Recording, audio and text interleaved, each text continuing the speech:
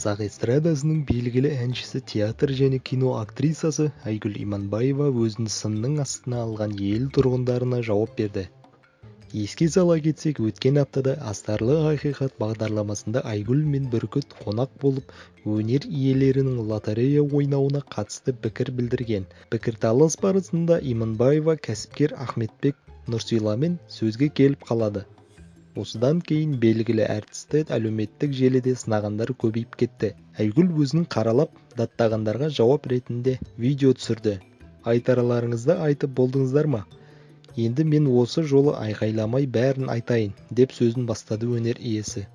Иманбаеваның сөзінше оны ешкім эфирге шақырмаған.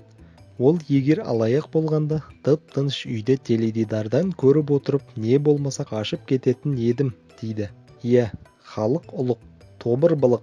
Абайдың 17-ші қара сөзінде пайғамбарымызды түйенің жемтігіне көмген кім? Ол көп.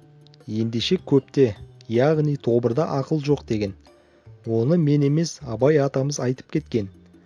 Қасиетті Құранда ғайбат айту өзінің туған бауырының етін жеумен бірдей деген.